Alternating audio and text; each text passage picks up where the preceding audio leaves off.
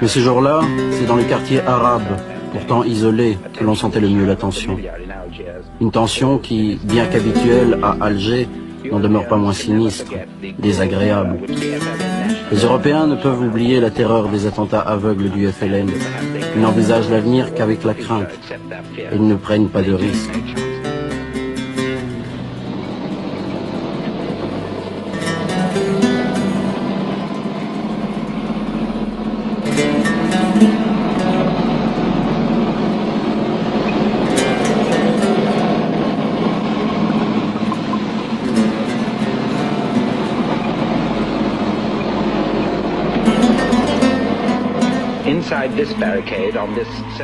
Ce 1er novembre 61, 7e anniversaire du début de la guerre, dans une vallée, les cris des manifestants, les drapeaux agités et la troupe qui intervient. Mais ici, les choses tournent différemment. La falaise est surmontée par un vaste immeuble. Les habitants sont au balcon.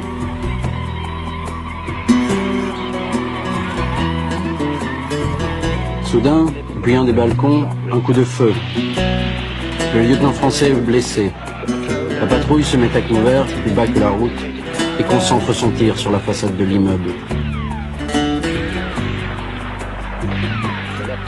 Le lieutenant est pansé, tandis que le tir continue.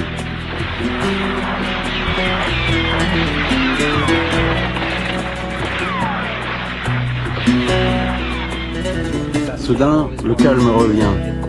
Le tir s'arrête et les blessés, certains du moins, sont chargés dans les ambulances par ceux-là même qui les ont blessés. Une vingtaine de victimes sont ainsi évacuées. Il y aurait 2 morts, chiffre modéré pour les normes algériennes. Des renforts arrivent, mais l'incident est clos. Ce déploiement de force empêche les questions sur l'origine et les raisons de cet incident. L'ordre est rétabli. Les forces de l'ordre ont fait leur devoir.